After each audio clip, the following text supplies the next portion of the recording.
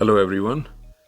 आज के वीडियो में हम जो डिस्कस करने वाले हैं वो बोर्ड के बच्चों के लिए है और उन सभी बच्चों के लिए है जो आने वाले भविष्य में बोर्ड की परीक्षा देने वाले हैं।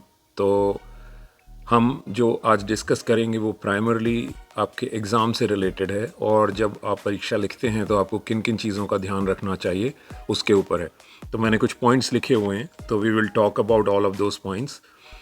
तो शुरुआत करते हैं।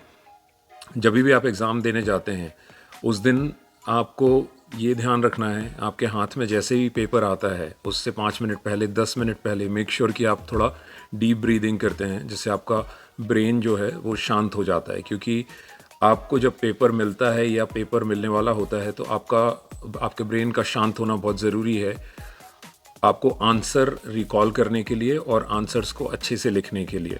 तो हमेशा कोशिश करिए कि एग्ज़ामिनेशन हॉल में थोड़े समय पहले पहुंच जाएं और अच्छे से थोड़ा सा डीप ब्रीदिंग करें। और पेपर भी आता है तो उस समय भी थोड़ा सा 1 या 2 बार ज़रूर डीप ब्रीदिंग करें। उससे आपको ओवरऑल जो 3 घंटे या 2.5 घंटे आप परीक्षा देंगे तो उसमें आपको फ़ायदा होगा। ऑलराइट, पॉइंट नंबर 2, परीक्षा का पेपर देखते ही से कई बच्चे बहुत एक्साइटेड हो जाते हैं क्योंकि उनको लगता है सब कुछ आ जाएगा। अब बहुत अच्छी चीज़ है कि आपको सब कुछ आ रहा है, but don't get to excited, because excitement में आप बहुत सारी चीज़ें भूल भी सकते हैं। और एट द सेम टाइम जिन बच्चों को पेपर देखते ही सही लगा कि जो वो सोच रहे थे वो नहीं आया है पेपर में, उनसे पेपर कैसे होगा, तो उनको भी बिल्कुल भी नर्वस नहीं होना है। आपके पास जितना आपके दिमाग में है वो है और आपको कोशिश ये करनी है कि आप ड्यूरिंग एग्ज़ाम 2.5 घंटे से 3 घंटे जितना ज़्यादा से ज़्यादा अच्छे से काम रहते हुए रिलैक्स रहते हुए अच्छा कर पाएंगे, उतना आप नर्वसनेस में नहीं कर पाएंगे। तो मेक श्योर कि यदि पेपर अपनी मर्ज़ी का नहीं भी आता है तो आप कुछ कर तो सकते नहीं हैं, कुछ हमको एग्ज़ाम तो देना है और एग्ज़ाम को निकालना भी है। तो इट्स बेटर कि अपने ब्रेन को काम करके अपने आप को शांत करके और कोशिश करनी है कि हम अपना बेस्ट आने वाले 2.5 से 3 घंटे में दें। ओके, ऑलराइट, अभी मैं मेन टॉपिक पर आता हूँ जो कि एग्ज़ामिनेशन लिखने से संबंधित है। आप परीक्षा को किस तरीके से आपको लिखना चाहिए और इन चीज़ों का आपको ध्यान रखना चाहिए जब भी आप एग्ज़ाम लिख रहे हैं। तो मैं जो भी आपको चीज़ें बोलूँगा आप उसमें 2 चीज़ों को बहुत ध्यान रखिएगा। उसमें पहला ये है कि कॉपी चेकर जो आपकी कॉपी चेक करेंगे, एग्ज़ामिनेशन कॉपी जब उनके पास पहुँचेगी उनको थोड़ा ध्यान में रखना है। और दूसरा, टाइम को, स्पीड को और अपने आप की फिज़िकल और मेंटल टायर्डनेस को। ओके, इन दोनों चीज़ों को आप ध्यान में रखोगे तो उस हिसाब से पूरा कॉन्वर्जेशन में बिल्ड करूँगा और उस हिसाब से मैं आपको सारे के सारे पॉइंट्स बताऊँगा। ऑलराइट, स्टार्ट करते हैं नंबर 1 से। जो भी पर्सन आपकी कॉपी चेक करने वाले हैं उनको नहीं पता है कि आप किस तरीके के बच्चे हो, उनको नहीं आइडिया है कि आप बहुत स्ट्रांग बच्चे हो, उनको नहीं पता कि आप एवरेज बच्चे हो, उनको नहीं पता कि आप बिलो एवरेज बच्चे हो। तो आप जो अपने आप को प्रेजेंट करेंगे या जो चीज़ों को आप प्रेजेंट करेंगे आंसर शीट में, वही कॉपी चेकर जो भी पर्सन चेक कर रहे हैं उनके लिए आपका स्टैंडर्ड बनेगा उनके ब्रेन में। ओके, और फर्स्ट इंप्रेशन जैसा आप सबको पता है कि बहुत इंपॉर्टेंट होता है। तो आपको सबसे पहले और सबसे इम्पॉर्टेंट चीज़ जिसको ध्यान में रखना है, आप जब भी क्वेश्चन पेपर पढ़ते हैं आइडेंटिफाई कर लीजिए कि उसमें कौन कौन से क्वेश्चंस हैं जिनके आंसर्स आपको एकदम परफेक्ट तरीके से आते हैं। ओके, उनको मार्क कर लीजिए, जो भी आपको तरीका है आइडेंटिफिकेशन का। और जब आप अपनी आंसर शीट लिखना चालू करते हैं तो आपको उन आंसर्स को सबसे पहले लिखना है जो आपको बहुत अच्छे से आते हैं, जिनको आप बहुत अच्छे से एक्सप्लेन कर सकते हो, एक्सप्रेस कर सकते हो। ये पॉइंट नंबर 1 है। ओके, क्योंकि इससे फ़ायदा ये होगा कि जो भी आपकी कॉपी चेक करेंगे, जैसे ही वो आपके कुछ आंसर्स को, फर्स्ट फ्यू आंसर्स को जब वो एकदम गौर से देखते हैं तो आपका इम्प्रेशन उनके दिमाग में बन जाएगा कि ये बच्चा कैसा है। और आपके आंसर्स यदि बहुत अच्छे हैं तो उनके दिमाग में इम्प्रेशन बनेगा कि ये बच्चा बहुत अच्छा है और आगे भी यही इम्प्रेशन कैरी होता है जो आपको अल्टीमेटली फ़ायदा देगा। ओके, ऑलराइट, पॉइंट नंबर 2 जो आपको ध्यान रखना है कि हमको कई बार क्या लगता है कि हम एक सेक्शन पूरा करेंगे उसके बाद ही हम दूसरे सेक्शन पर मूव करेंगे, तो उसमें अपना थोड़ा सा ईगो इन्वॉल्व होता है कि नहीं मैं तो ये पूरा सेक्शन फिनिश करूँगा, दूसरे पे जाऊँगा उसको भी पूरा करूँगा। तो उस चक्कर में ज़्यादा नहीं पढ़ना है बोर्ड के एग्ज़ाम में। डजेंट मैटर कि आपको किस सेक्शन का कौन सा आंसर अच्छे से आता है, आपको उसको ही पहले लिखना है और उसी ऑर्डर में लिखते जाना है। जो सबसे अच्छे आंसर्स आते हैं वो सबसे पहले जाएंगे, उसके बाद तो उससे थोड़े कम आने वाले आंसर्स, उससे और कम आने वाले आंसर्स, और इसी तरीके से आप आगे बढ़ते जाओगे। Okay, point number 2, hand writing. जैसे हम इम्प्रेशन की बात कर रहे हैं, तो आप जिसको भी जो भी आपकी कॉपी चेक करने वाले हैं, वो जब आपकी कॉपी देखेंगे तो उनके लिए बहुत इंपॉर्टेंट है कि वो आपकी जो भी आपने नॉलेज है जो आपका, उसको आपने किस तरीके से कितने क्लियरली, ऑफ कोर्स जो आपने कंटेंट लिखा है उससे एक्सप्रेस कर रहे हैं, but at the same time hand writing कितनी अच्छी है, राइट। तो जितना जल्दी से जल्दी वो आपकी कॉपी चेक कर पाएंगे, वो उतने इवेंचुअली आप पर खुश होंगे, क्योंकि उनके पास एक फिक्स टारगेट होता है कि उनको इतनी कॉपियों को चेक करना ही करना है। ओके तो हैंड राइटिंग पर बहुत फोकस करना है। पॉइंट नंबर 3, कई बार हमको ये लगता है कि जो आंसर हमको बहुत आता है उसको हम बहुत बड़ा बड़ा के लिखते हैं, और बहुत अच्छे से हम चाहते हैं कि हमको पूरा जितना आता है हम उसको पूरा का पूरा उतार दें। इसमें होता ये है कि हम ये भूल जाते हैं कि हर क्वेश्चन का एक वेटेज होता है।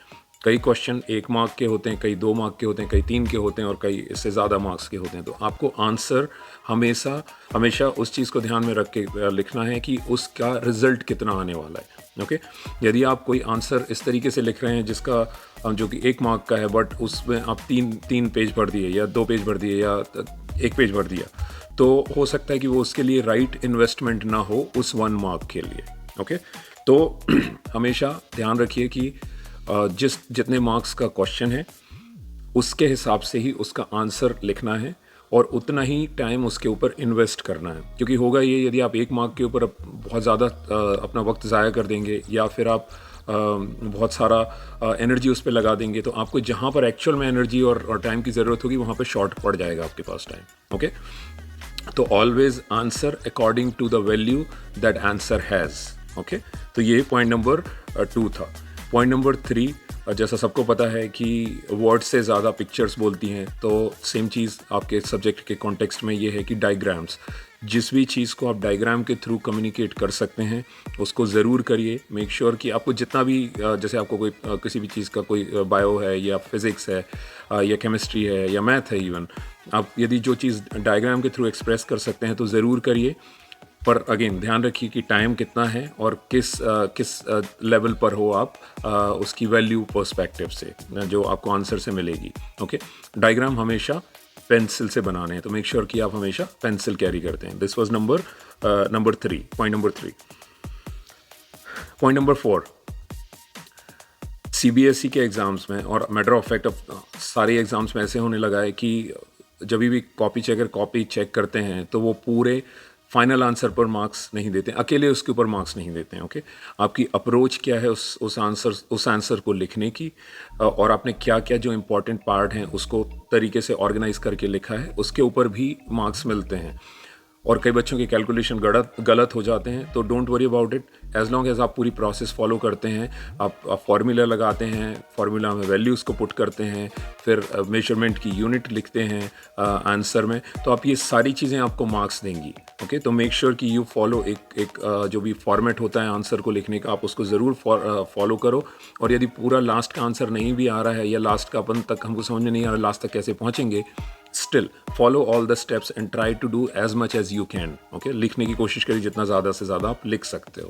ओके, नेक्स्ट, कभी भी आप आंसर लिखते हैं तो आप उसके बाद 1 या 2 लाइन यदि छोड़ सकते हैं तो ज़रूर छोड़िए अपनी आंसर शीट में, क्योंकि इससे होता ये है कि आप जैसे ही सारे आंसर्स को फिनिश कर चुके होते हैं, आप या किसी दूसरे क्वेश्चन का आंसर कर रहे होते हैं, तो आपको स्ट्राइक होता है कि अच्छा ये वाला जो आंसर मैंने लिखा है मैं उसमें ये चीज़ जोड़ सकता हूँ, या मैंने ये चीज़ गलत लिख दी है। तो इसके लिए दोबारा आपको वो पूरा का पूरा ना लिखना पड़े, तो आपके पास हर आंसर के नीचे थोड़ी जगह होगी, तो आप वहाँ जाकर जो भी करेक्शन है या जो एडिशन है जो आप करना चाहते हैं उस आंसर में, वो आप जाकर कर सकते हैं। Okay, so leave 1 to 2 lines minimum after every answer that you right. Okay, कोई भी चीज़ गलत हो जाती है तो उसको आपको बहुत ज़्यादा ऐसे नहीं रगड़ना है आंसर शीट के ऊपर। यदि आप एक बार काट देते हैं तो that is also enough. Okay, और उसका जो भी आप रिप्लेसमेंट लिख रहे हैं उसको प्रॉपर तरीके से सही जगह पर लिखना ज़रूरी है। ओके, ऑलराइट, कई बच्चों से ये गलती होती है जल्दबाजी में कि वो आंसर नंबर जो है, क्वेश्चन नंबर जिसका वो आंसर लिख रहे हैं वो गलत लिख देते हैं। तो ऑलवेज़ मेक श्योर कि जब भी आप आंसर लिख रहे हैं तो आंसर, फिर जो भी यदि सेक्शन लिख सकते हैं तो वो लिख दीजिए, देन आंसर नंबर जो भी है उसको क्लियरली लिखना है, तो वो जो भी आपकी कॉपी चेक कर रहे हैं उनको 1 सेकंड में मैच हो जाए कि वो आप किस क्वेश्चन का आंसर लिखने की कोशिश कर रहे हैं। ओके, ऑलराइट, और कभी भी आप एक पेज पर आंसर को फिनिश करते हैं तो नीचे आप यदि कंटिन्यू लिखेंगे ऑन नेक्स्ट पेज तो टीचर को आइडिया रहेगा कि आप उसी आंसर को आपने कैरी फॉरवर्ड किया है। ओके, ऑलराइट, लास्ट पर पहुंच रहे हैं हम ऑलमोस्ट। हमेशा कोशिश करिए, जैसे मैंने शुरू में बोला था, टाइम, स्पीड और आपकी mental and physical tiredness, right. आपको ये तीनों चीज़ों की ज़रूरत पड़ती है पूरा एग्ज़ाम अच्छे से करने की। ओके, कि आप टायर्ड ना हो, आपकी स्पीड अच्छी रहे और आपके पास टाइम बचे। वो इसलिए क्योंकि आपको एंड में कम से कम कोशिश करनी है कि आपके पास 20 to 25 मिनट्स बचते हैं अपने आंसर्स को रिव्यू करने के लिए। ओके, जब भी आप लौट कर अपने आंसर्स को रिव्यू करेंगे तो आई एम प्रीटी श्योर आप अपने पास्ट एक्सपीरियंस पर भी देख सकते हैं कि हमेशा आपके पास कुछ ना कुछ चीज़ें मिल जाती हैं जिसको आप इम्प्रूव कर सकते हैं अपने आंसर्स में। ये आपने गलत लिख दी थी, अब आप उसको करेक्ट कर सकते हैं। तो always make sure that you have that 20 to 25 minutes at the very and, and that is only possible if throughout the exam you have maintained good speed, you have managed your time well and you haven't gotten tired. Okay, तो इन सब चीज़ों का ध्यान रखेंगे तो आपका exam बहुत अच्छा होगा और आपके रिजल्ट्स भी बहुत ही फेवरेबल आएंगे। ओके, जिस चीज़ पे मैंने स्टार्ट किया था उसी पे एंड कर रहा हूँ। Don't get nervous if the paper is very difficult or it is totally different than what you were expecting. अभी आपके पास एक पेपर है, आपके पास समय है, अब आप कुछ नहीं कर सकते हैं, तो try to give your best shot there and hopefully आपका ब्रेन काम रहेगा तो आपको बहुत सारी चीज़ें जो आपसे मिस हो गई थी वो आपको उस समय आंसर करते समय आपको स्ट्राइक हो जाएंगी।